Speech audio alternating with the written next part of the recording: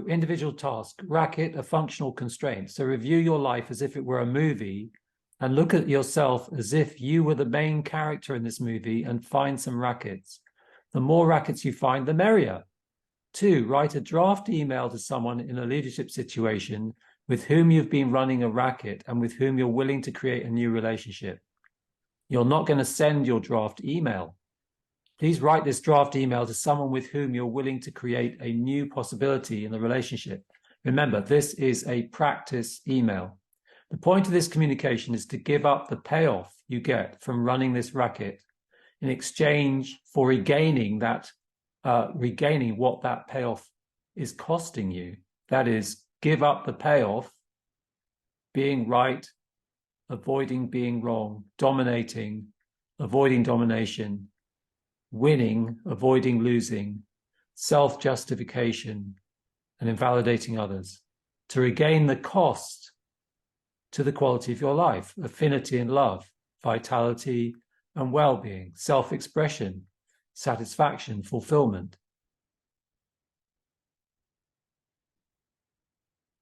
Can you go back? Yeah, so rackets, bonus opportunities. So 1, read your email to another person. Please do not send it. 2, speak with someone in a leadership situation with whom you've been running a racket. This is an opportunity to transform that relationship and share on Teams by the end of Wednesday. So life sentence in the singular there. What is a life sentence? A life sentence is a judgment you make or another makes and you take on about you or about life that is made in a moment of stress or vulnerability and with some degree of unconsciousness for you. This judgment becomes an already always part of your worldview about yourself or about life. Life sentences become idiosyncratic contexts that shape and limit your life.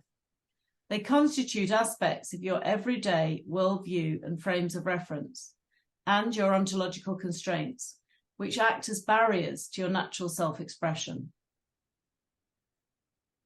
It's called a life sentence because such judgments become lifelong limiting contexts in which you and/or life itself show up for you, and these judgments are issued in one sentence.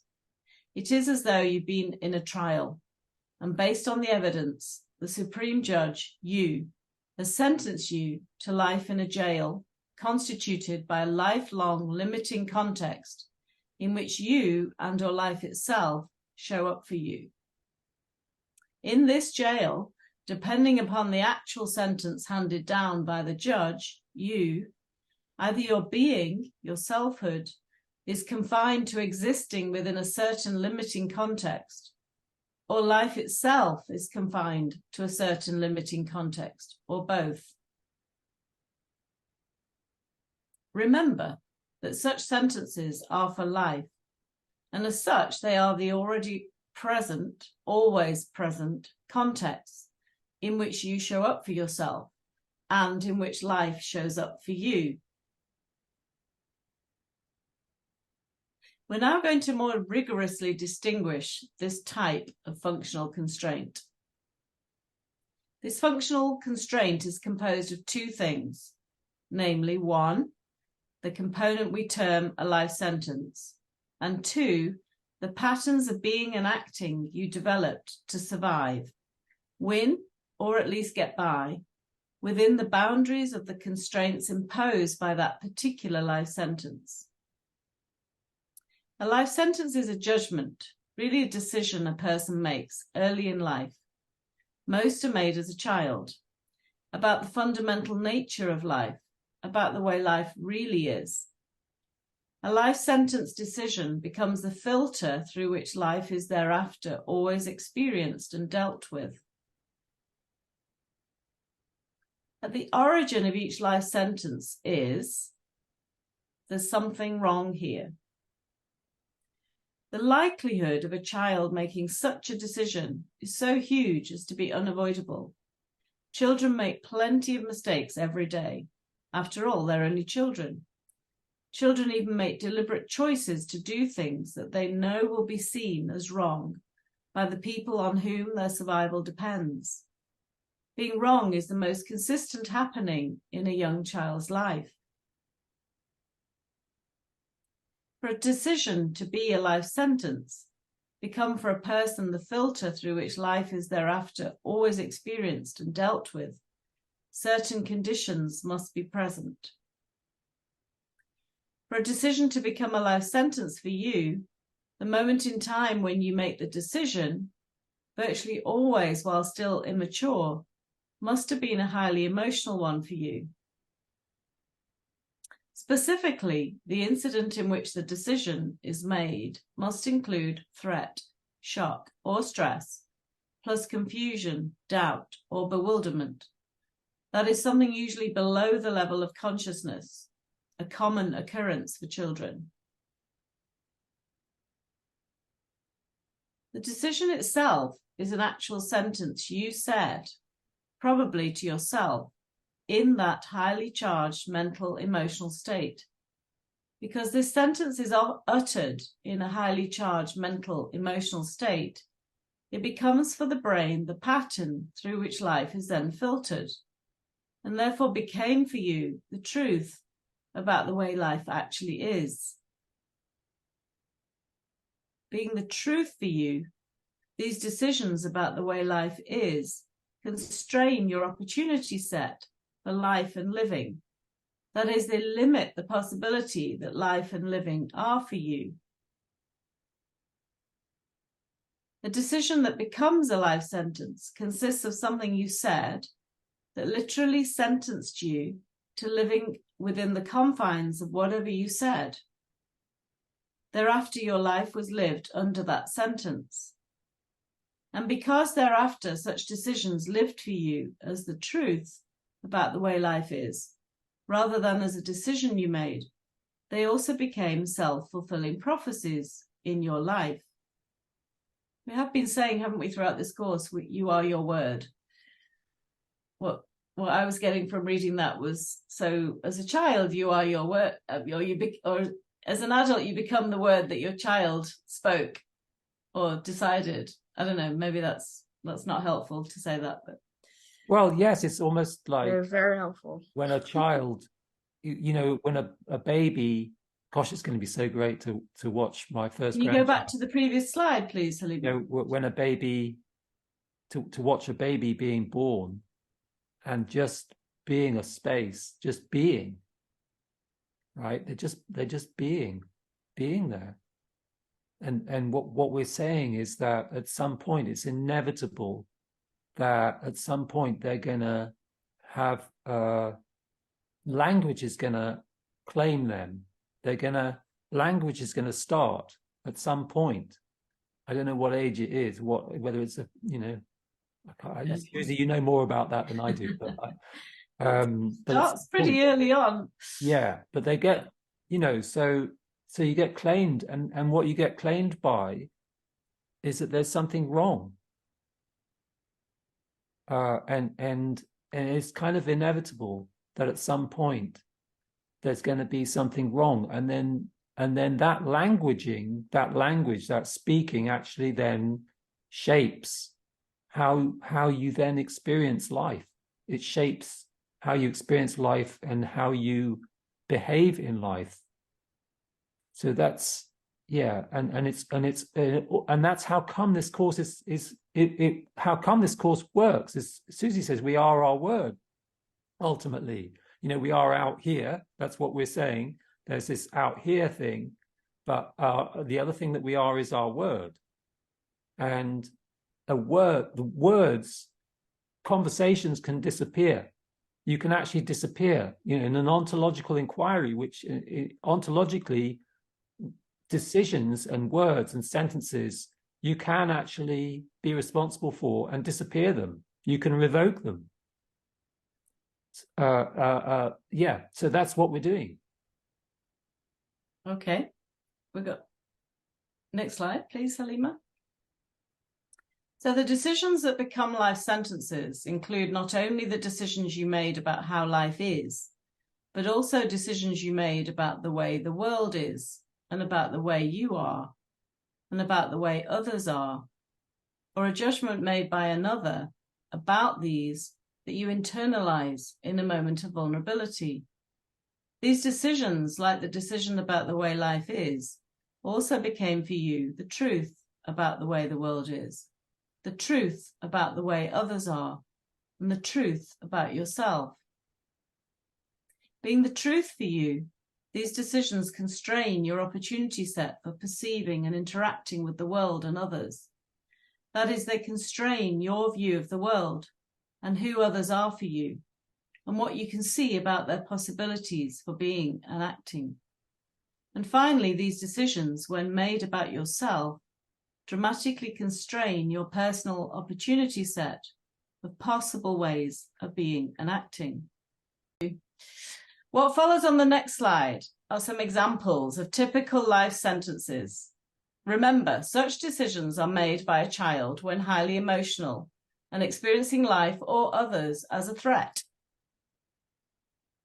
Because they are uttered by a child, they may have initially been stated in different words than you use now, but will have the same meaning. Also remember that while they remain ever present after they are uttered, they become present like air to the bird or water to the fish. That is just the way life, the world, others, and the person themselves underneath it all really are. Therefore, you're unlikely to recognize these statements as currently present in your life.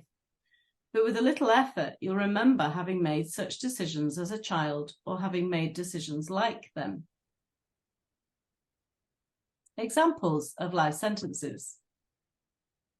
I'm not popular, or I don't belong. I'm not good looking, or I'm ugly. I'm not clever, or I'm not clever enough. I'm no good, or I'm not good enough. I'll never be like him or her or them. You can't trust people, or you can't count on people. They don't understand me, or they don't know what it's like for me. They treat me like a child. It's no use, or it's hopeless. Life's not fair, or life is hard. So what is a life sentence?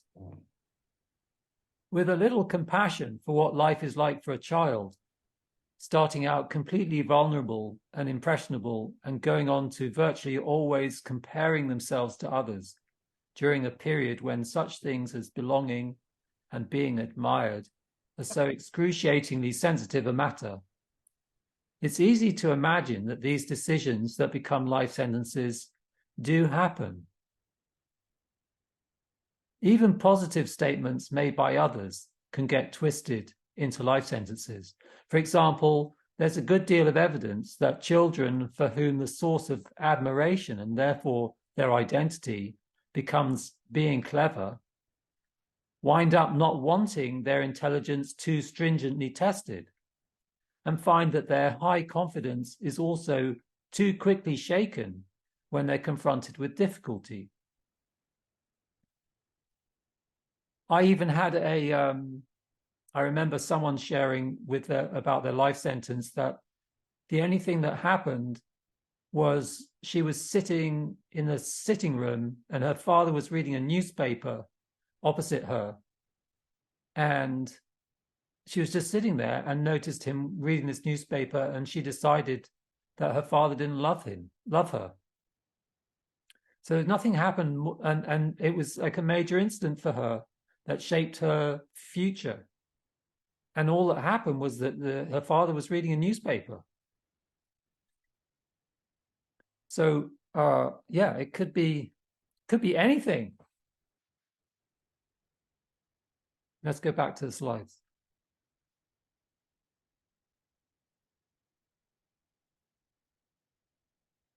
So why we use the analogy life sentence? As an analogy for a life sentence, it's as though you were the prosecuting barrister and the jury and judge all rolled into one, with a threatened immature kid as the defense barrister, in a trial that passed judgment on the nature of life and sentenced you to a life that was stated in the sentence you uttered. Because the decision uttered by the judge, you, is stated in one sentence, and because it forever after shapes life, unless you identify it and intervene, we call this sentence a life sentence. It's as though you sentenced yourself to live out your life in a cell, the walls, ceiling, and floor of which are composed of some set of these constraining life sentences. It's important for you to get yourself clear that even prisoners living in actual cells find a way to survive, win when they can, and for the rest of the time at least get by. For people in prison, winning is being seen as the leader of their group, or if not the leader, at least getting higher in the pecking order, or getting more money so as to be seen as top dog and make life more enjoyable for themselves, or buttering up, pleasing their superiors or colleagues so as to win favor with people who might support them in gaining an advantage, or winning more cigarettes in the poker games than their colleagues, or earning more rewards like television or exercise time. And if such winning fails, at least getting by, avoiding being put down or hurt by anyone else. The difference between prisoners and you and me is that the bars that confine their lives are ever present. They're up in their face. And the bars of the life sentences that confine our lives are invisible to us. While prisoners want to get out of the cells of their prison, we are resigned to the confines of ourselves, because ourselves are for us just the way life is, and just the way we and others are. It does not occur to us there are even any confines to get out of. Yet, like people living in prison cells, you and I, living within the constraints of our life sentences, have also found a way to survive in life, win when we can, and for the rest of the time, at least get by. Of course, what each of us defines as winning is limited to what fits within the confines of our cell. That is, what is allowed by the constraints imposed by our life sentences. And within that reality, day after day, like people in prison, we still have to survive within our constrained opportunity set for life and living. The point is that no matter what confines human beings find themselves in, no matter how constrained their opportunity set for life and living may be, they always find a way to somehow win when they can, and for the rest of the time, at least get by. By the same token, when you've identified and dealt with your personal life sentences and discovered the ways in which you compensate for them and the ways in which they confine your opportunity set for being and acting, you will be astonished by your expanded freedom to be, an expanded freedom of action. And the freedom to be and act is critical if you are to be a leader and exercise leadership effectively.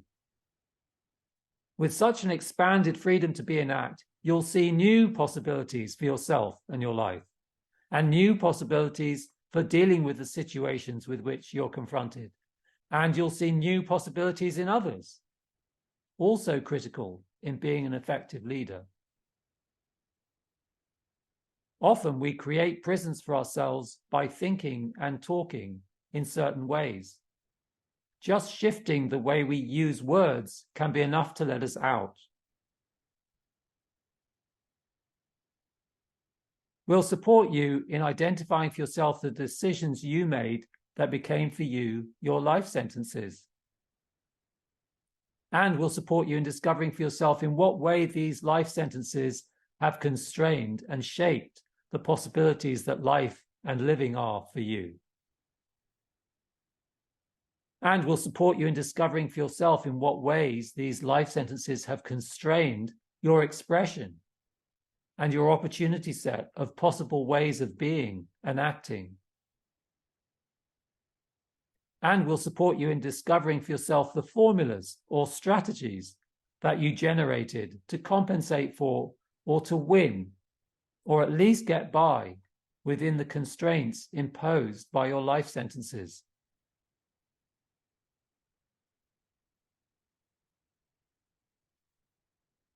Identifying your life sentences is not for the purpose of explaining how you got to be the way you are.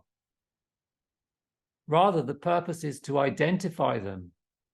Once you've identified a life sentence, you have the opportunity to free yourself, or at least relax the grip of the constraining and shaping your life sentences impose on you and your life.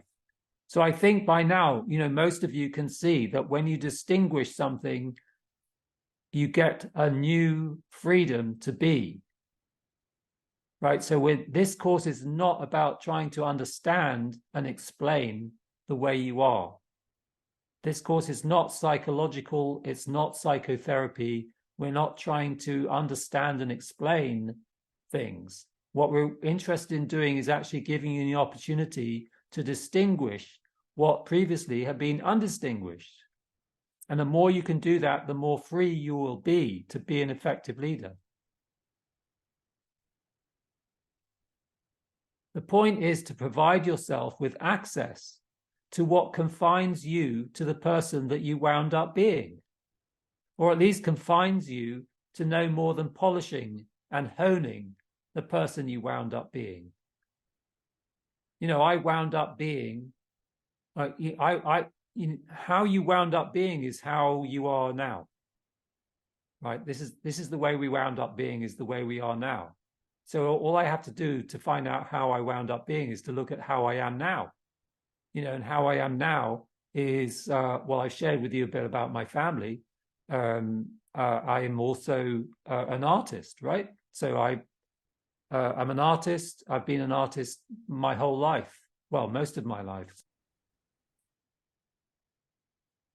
So the way you wound up being, the particular way that you wound up being constrains you to a certain range of expression and leaves you confined to a limited set of possible ways of being and a certain fixed set of formulas or strategies for winning, or for at least getting by.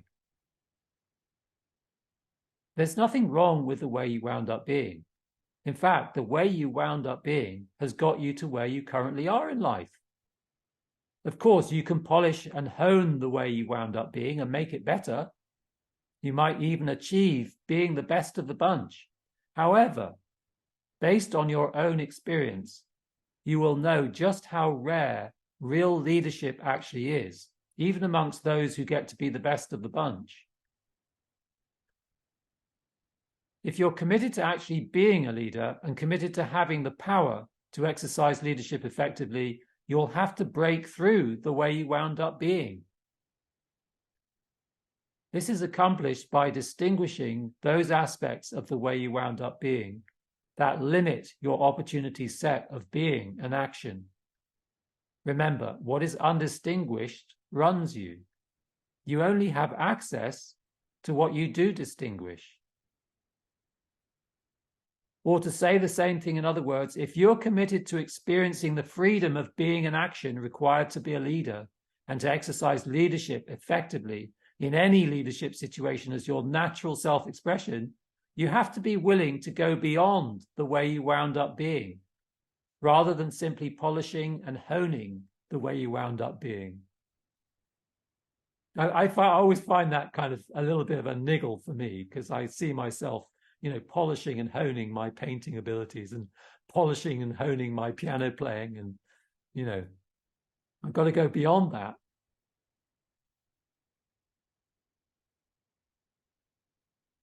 Next slide. I think we're on. Oh, so getting beyond wound up being. So we must discover what it is about the way we wound up being that constrains our range of expression and confines us to a given set of ways of being and acting, and limits us to a fixed set of formulas or strategies for winning, or at least for getting by. We must discover what it is about the way we wound up being that constrains our range of expression and confines us to a given set of ways of being and acting and limits us to a fixed set of formulas and strategies for winning, or at least for getting by. To put it in personal terms, and more specifically, to break through the way you wound up being you. So to break through the way that you wound up being you, to break through the way you wound up being even, you must, one, identify and be willing to deal with the personal constraints on being and acting that are embedded in the way you wound up being. And two, discover the fixed ways in which you compensate for those constraints and the ways in which they confine your opportunity set for being and acting. If being a leader and the effective exercise of leadership is going to be your natural self-expression, you'll need to liberate yourself from those constraints. A winning formula, a type of life sentence. The genesis of the functional constraint we call a winning formula always starts with a decision about who you could never be. In the moment of making that decision, it seems there's some way of being that wins in life, or that in certain kinds of situations in which you're involved, there are certain ways of being that win in those situations. The ways of being you decided that you can never be. Such decisions are usually made between early adolescence and the mid-20s, the time when people are completing the development of or honing their identity. One access into your winning formulas. There's someone in your life, a friend or a parent, or even just someone you know of, who seems to win in life, or seems to win in certain kinds of situations by being a certain way, a way of being you decide you can never be. This is usually someone whom we admire, or has status, or is admired by others, or someone who succeeds in an endeavor we're involved in, but are not winning at. And the not winning in that endeavor to you or me occurs to you or me as a threat. A point not to be missed is that the genesis of a winning formula is always a comparison with some other person, and young people invariably compare themselves with others. An example of a winning formula. An example of the genesis of a winning formula could be the following. Rachel always has the answers in class and gets good marks. The teachers admire her and she wins awards. That is, she's winning in the situation, school. Lena decides she can never be like Rachel. That is, Lena decides she can never be clever enough to win at school or situations like school. Or for another example, Omar is a natural athlete and is easygoing and admired by everyone. That is, he is winning in life.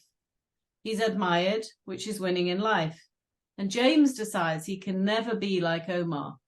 That is, win in life by being a natural athlete and being easygoing. Who you could never be starts a winning formula. If you think back in your own life to the period of your life when winning formulas are started, you will undoubtedly be able to pick out someone in your life you thought won in life, or won in situations in which you were not winning. This someone in your life is a person you determined you could never be like. That is a person whose way of being you could never be.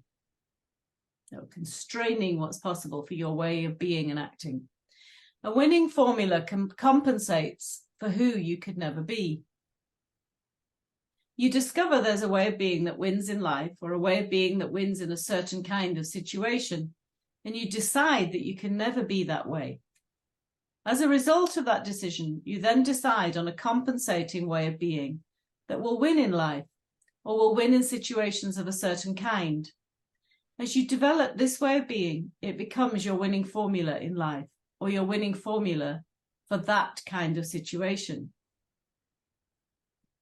A winning formula becomes for a person what Abraham Maslow called a golden hammer, and led him to say, if the only tool you have is a hammer, you tend to see every problem as a nail. Once developed, these winning formulas become part of a person's identity. That is their fixed way of being for winning in life, and their fixed ways of being for winning in those certain kinds of situations. A person may have more than one winning formula for winning in life. However, because winning formulas are generated as a compensation for what one could never be, one's fixed way of being for winning in life is always tied to those ways of being the person decided they could never be. And the way one decided one could never be exists below the level of consciousness. As a result of being a compensation, there is little real self-expression or joy in the exercise of those winning formulas, even when they actually win.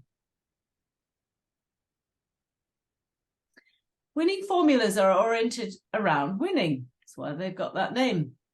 It's critical to be clear that winning formulas are not oriented around producing the results you want to produce. Rather, winning formulas are oriented around winning. Once triggered, one's winning formula stops any creative thinking or planning about what might best produce success. This is also true in a discussion with others, because once triggered, the way of being and acting generated by one's winning formula is the only way. Once a winning formula is triggered, any resistance to it only increases the force, the fixation of that winning formula. A winning formula, once triggered, leaves one on rails, fixed on that winning formula, with virtually no ability to study the given situation, to question the formula, and no ability to discern any weaknesses. Yeah.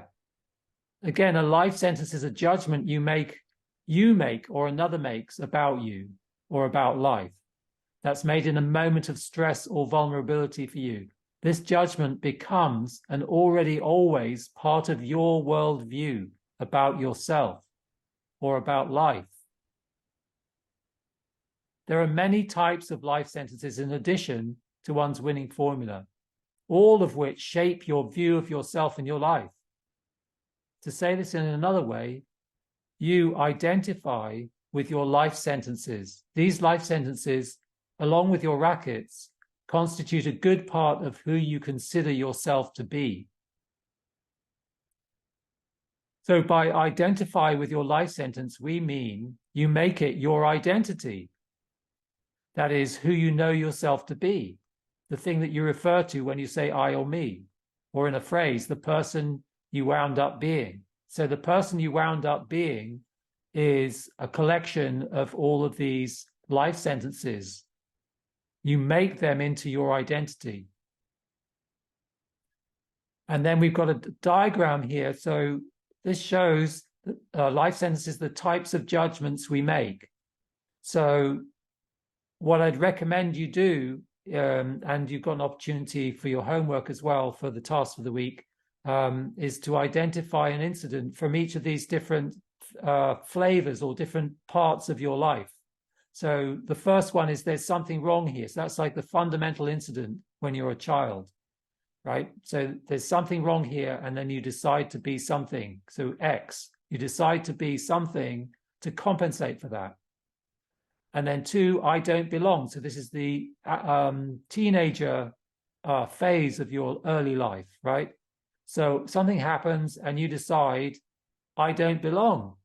And then I decide to be Y. So I decide to be something to compensate for that.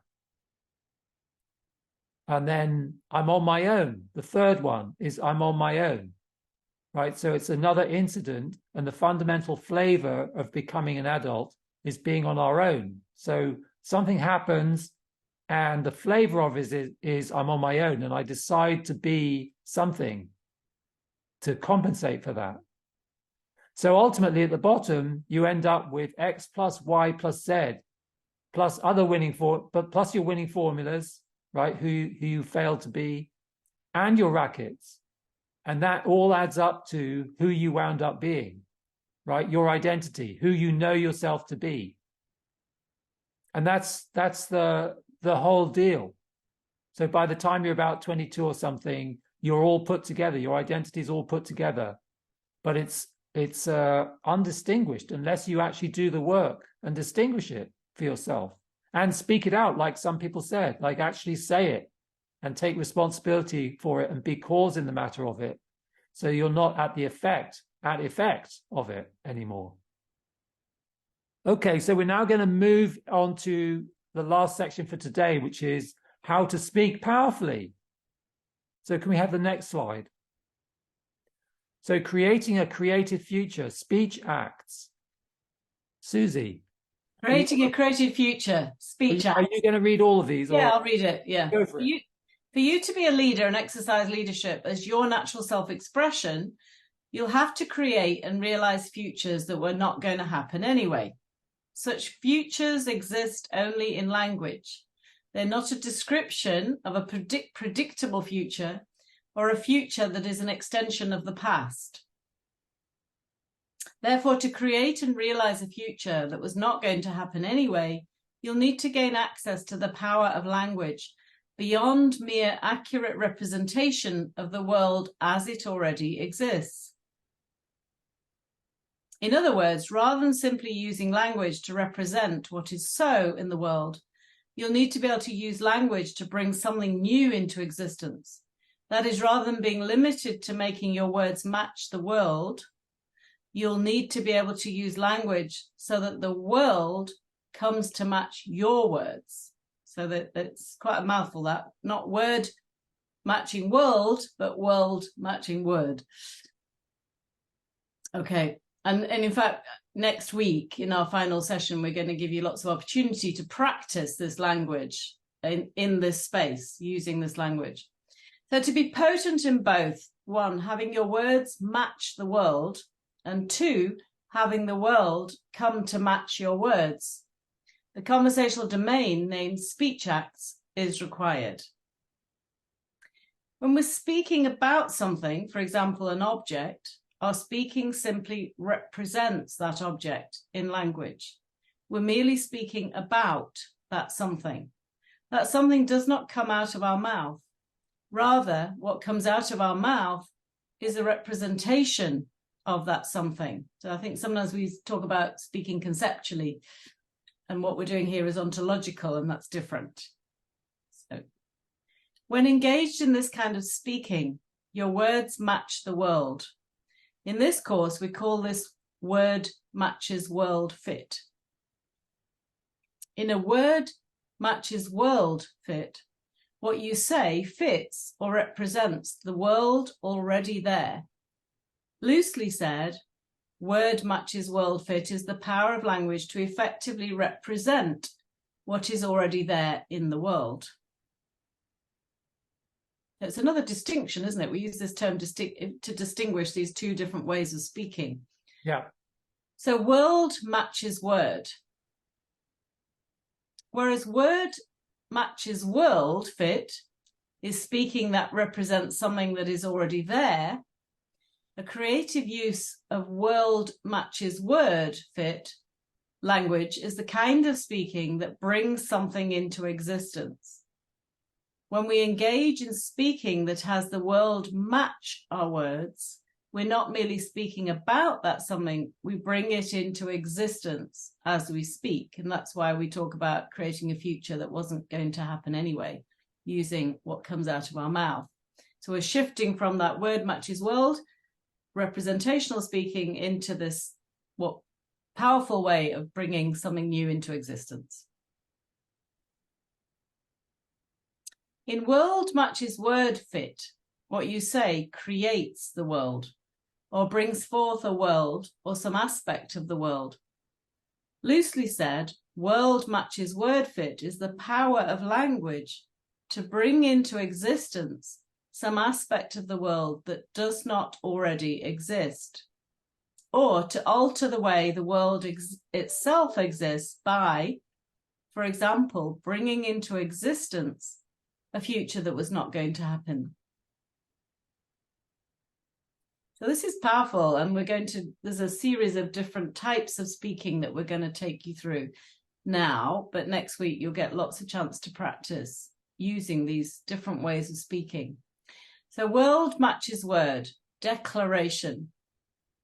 A foundational speech act used in creating a created future is the speech act declaration. When you say, I declare, you're not speaking about something. You're neither asserting nor promising. Rather, with the speech act declaration, your word brings forth a future as a possibility, a future you're standing for, and you can be counted on to view what you're dealing with from the perspective of and act consistent with that possibility realized. The future brought forth in a declaration is not a someday, maybe kind of possibility, and it's not positive thinking. This is powerful when who you are is cause in the matter.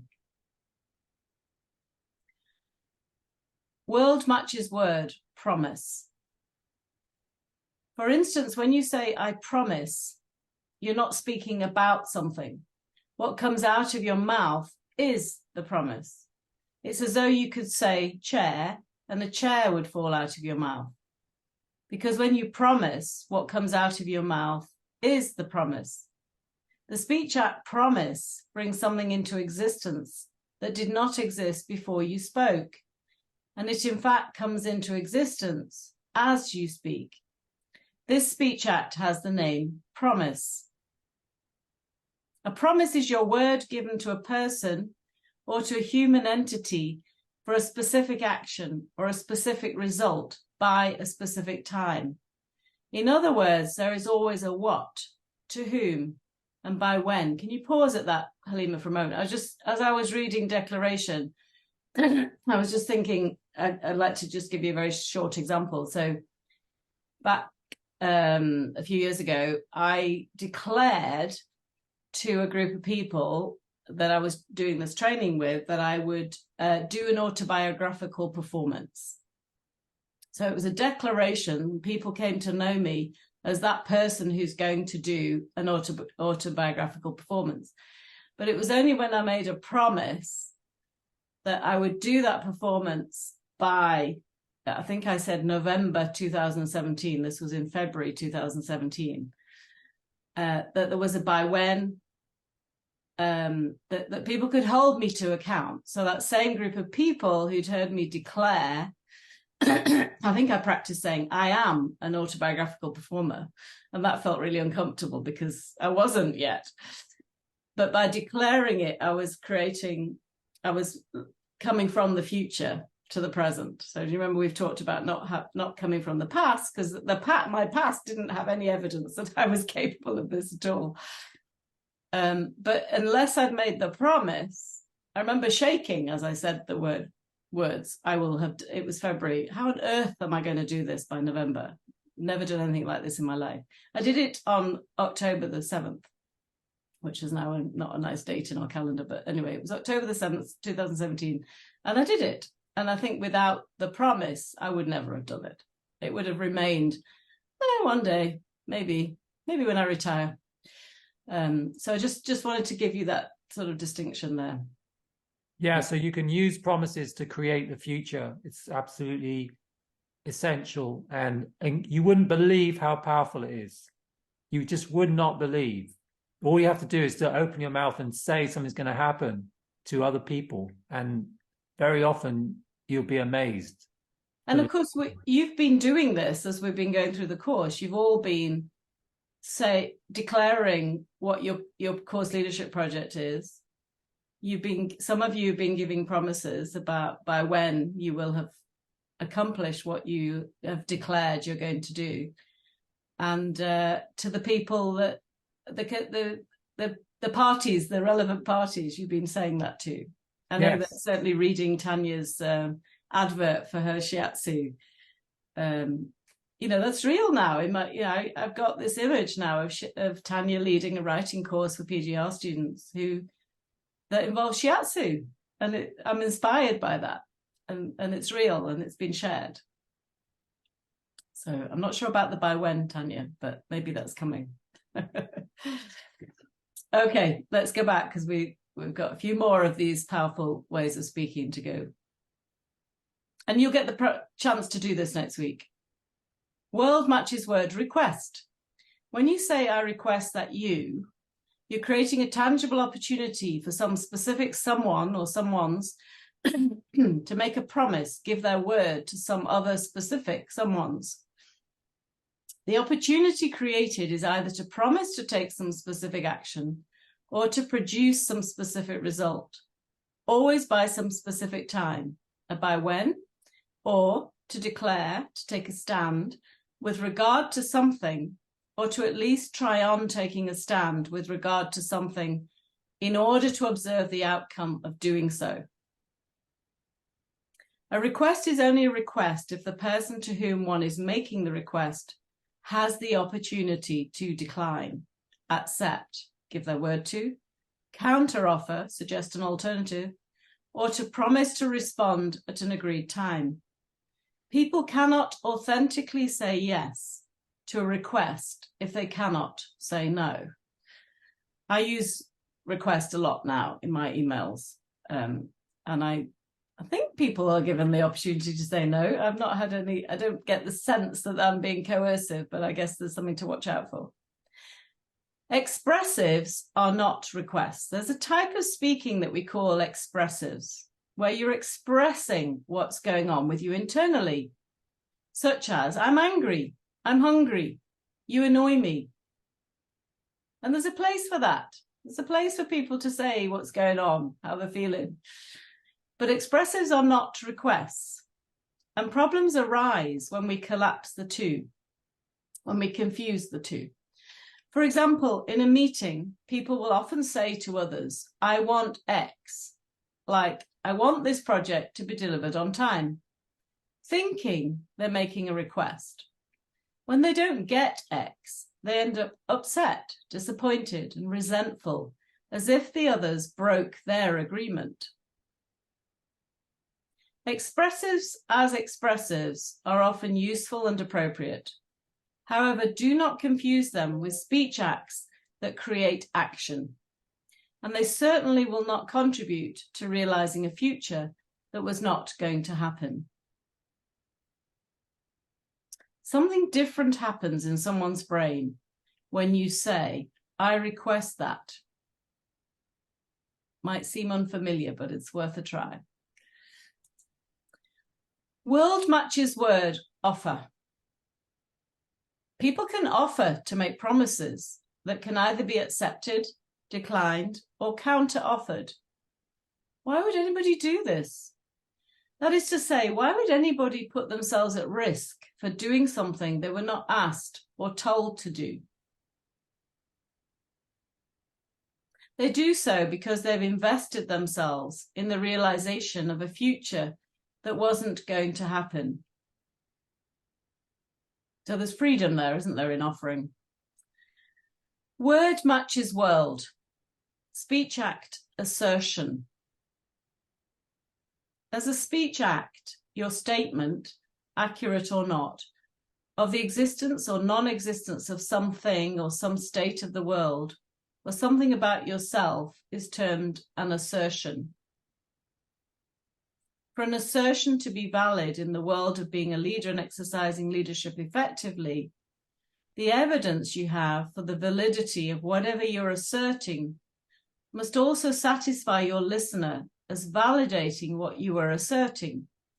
Note, an assertion is different than simply being right about something. Can we pause there for a moment? I struggle with this one. I don't know why. I assert that. Can you help me, Nicholas? Can you give us an example? I assert that I'm going to take charge for this last part of the session. Or no? Well, I assert that my car is parked outside the window here. Okay. Just a statement. a fact. Yeah, so if someone else hears that and they go outside and they can go and look and see, oh yeah, he's right. Yeah, there is a car out there. Okay. Right. Nothing more complicated than that. Just wanted to check in.